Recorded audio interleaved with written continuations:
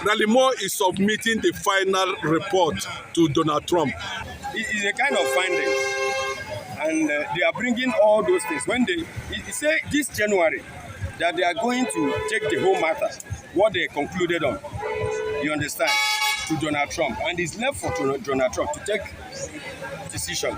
Really, they will bring some suggestions, the kind of things that can be applied on this issue of insecurity in Nigeria that will bring a lasting solution to it.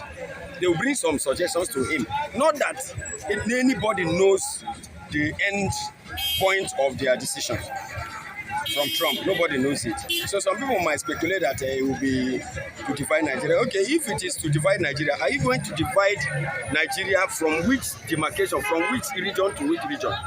Are you dividing them into 3 or into 4 or into 2?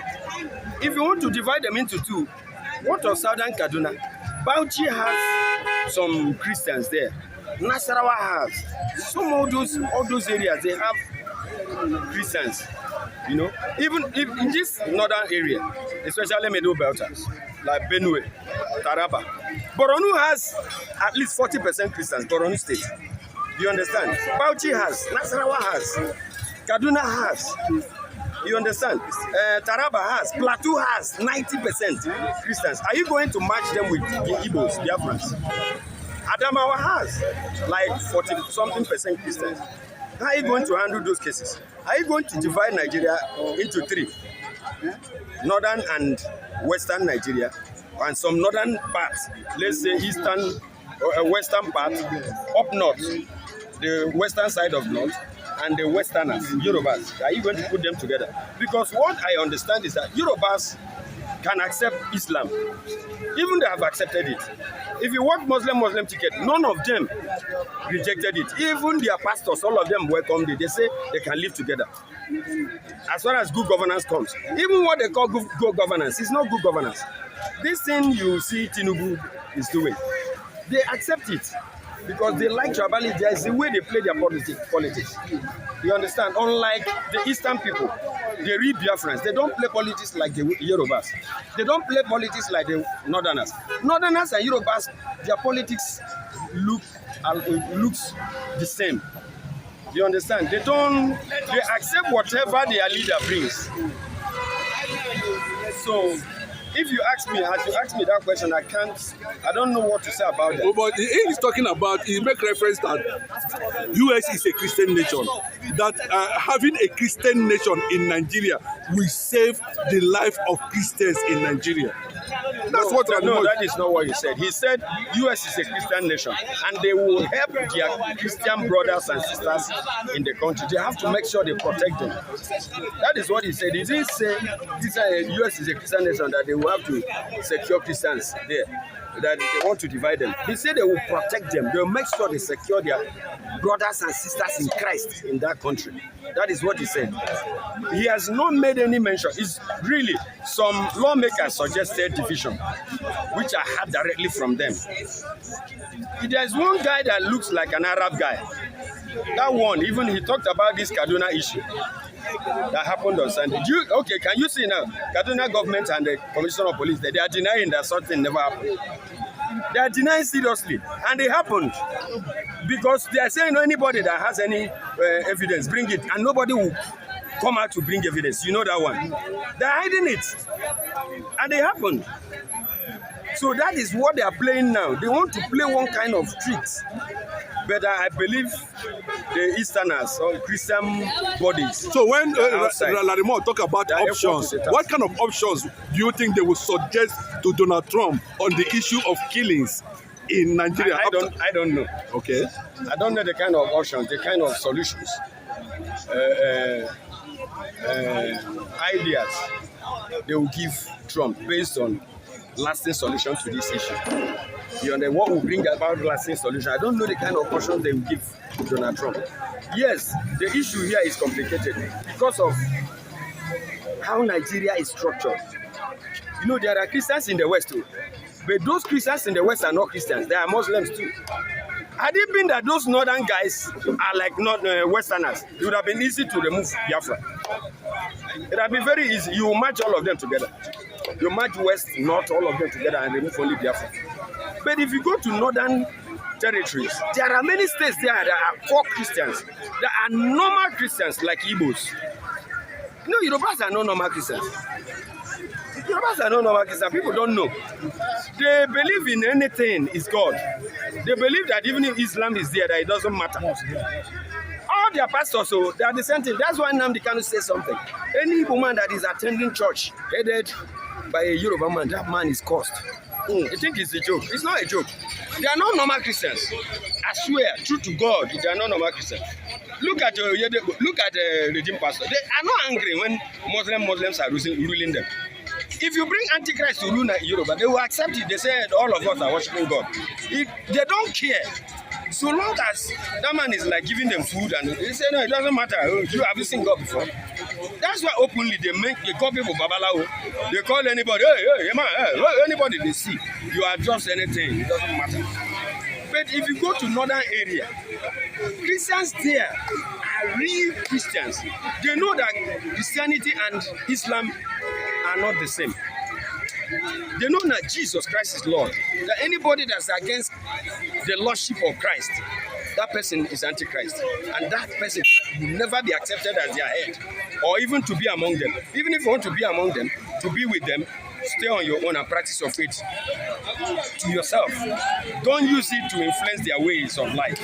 If you try it, they will come openly to be against you. Unlike here. So that's why I'm telling you the thing is a bit difficult to handle. Unless you take the middle belters to the Igbos and call them as one Biafra. The issue of removing only Igbo, the Biafrans, and leaving those Christians. You remember what even Americans are saying. The insecurity is much more in the northern area, especially within the middle belt. They know the area. Those people have not started coming to the eastern, down to the south. They know. He has not come there. So they know where the territory, the place is. He has not encroached into the southern side properly. So they know that with time he will go there. They know. So what do they do? How do they handle it? Are they going to? Nobody knows whether they want to cut off middle belt and eastern side. I don't know. Let's see how it goes. It depends on your own capacity to lobby the government of the US, especially the Israelites, then the president of Prime Minister of Israel, Netanyahu. At least God has helped. They are all aware. Pope is aware. Italian Prime Minister aware. Canada, Australia, they are all supporting this thing that America is doing here. You understand? All aware of the insecurity and how they are targeting Christians in Nigeria. Okay, see what they said on 14th. That same United States lawmaker. You know, it's a body shot given the task to check, to know what is going on here and bring the report to the US government. They said on 14th of January, this last week, that they are really checking and going deeper, getting information on how this insecurity is in Nigeria. And that they have come to the conclusion that 72% of Christian deaths, killings worldwide takes place in Nigeria. 72% of Christian deaths in the whole world is in Nigeria. It takes place in Nigeria. They kill Christians more than any other part of the world. If you bring total the death of Christians globally caused by terrorists or whatever attacks because of their faith, if you total everything happening on earth, they are not equal to what is happening only in Nigeria. So that thing alone goes a long way. That report they gave to the world, my brother, that is where you're supposed to capitalize on. That thing they said to the world, my brother, is frightening. It's threatening, Islam and Muslims. It's threatening them. That statement they made there is very dangerous. that the killing, Christian killing in Nigeria alone is more than all the whole killings of Christians globally. It means something. So that thing is very beautiful to me. That report they gave, and they are not giving it only to U.S. government, to the whole world government, the world bodies.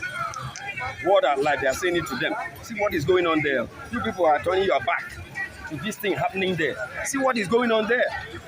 So I don't know, and they say they will bring a comprehensive report onto the table of the U.S. government at the end of this month. Let us see what the report looks like. Remember, you have enemies, Yorubas. They are moving in. You remember what Tinubu did? He went out since. He went out lobbying. Coming back here, what he's throwing is that an Igbo man caused the bombing. Not that Igbo people are the one killing Nigerians, so killing Christians. So he's not talking about that side, though. That it is the Igbo person that told Americans that they are killing, there is Christian genocide. Not that they are killing Christians. Most terrorists are killing Christians. So what they went there to do is New York Times. That they are killing, that who reported the matter to US is an Igbo man that sells screwdriver. Can you imagine the kind of brain these people have? The kind of government you have? You know, the thing is very appalling. It gets as a bit to me. And some people don't understand. And this is exactly the kind of politics that have been playing in Nigeria for a very long time. If something happens, they will say Igbo people. And the Igbo leaders, you know, they bribe them so that they will not talk. So that everything will lie low. And they will keep on useless in messing Igbo name, Igbo identity have been rubbished. If not those Igbos in diaspora that is helping now, my brother, Igbo would have erased Igbo. Yorubas came now to destroy Igbo completely, and so many people don't know. This Tinubu you are seeing, can you imagine terrorists, Fulani terrorists are killing people? He's not looking at that area, and Igbos going to trade fair, going to Alaba, setting their businesses ablaze, destroying their properties, and so many people don't know. They are not seeing what they are playing. See what he said. Immediately he came back, they say New York Times reported is an Igbo boy in Onitsha, selling screwdriver, reported to America to come and bomb this Bombay. He's not saying that you outside of Fulanis are killing people. This kidnap in Kaduna on Sunday, he's not talking about it. And I pity Igbos. I pity them all. I pity so many Igbos. They are not understanding. Even some Igbo men, if you see them now, they say they want to buy a house here, they want to do this. I look at Mumu. Up and down. My friend, I believe you know the guy. He used to be here. He's in US at the moment. He even came back. The guy sent me last 2 years. I bought one land for him at Mumu. Do you know when he came back? I said, but why do you want to buy the land that time? He said he wants to use it. I said, okay. After purchasing it, I said, that land is not good. You don't develop it. Sell this property. Thank God it's 3 years now. Sell it. At least you bought it 9 to 10 million. Now it should be like 20 million or 20 something million. Sell it. Do you know he agreed to sell it now? Sell it and go to East. You know many Igbo people, I don't know their problem. I don't know their problem. Even before I was able to convince this guy, I finished him. What is the problem of Igbos? Many Igbos are stupid though. Go to Onitsha. Go to Newi.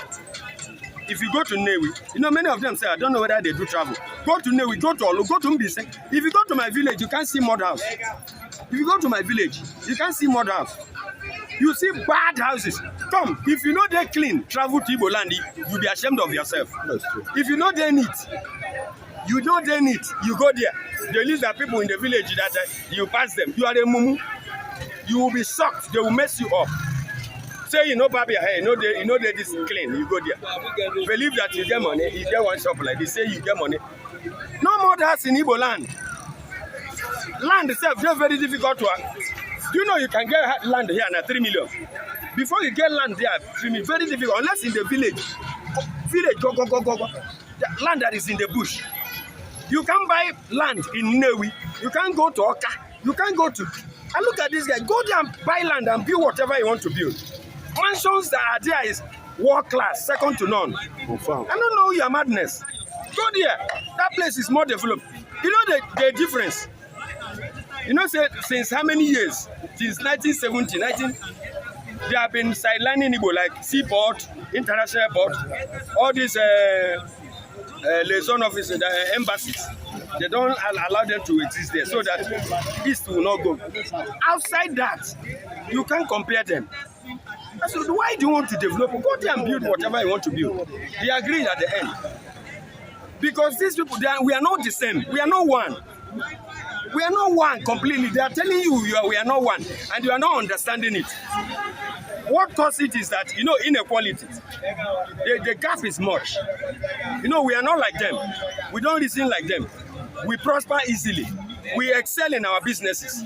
So when they look at you, they believe say you are bad. Not that you did anything. If you look at why they are angry with Igbos, you at least every woman should understand the reason. It's very clean, pure, very written on the wall. You don't understand why they hate you. No matter how you do it, they hate you because you prosper faster.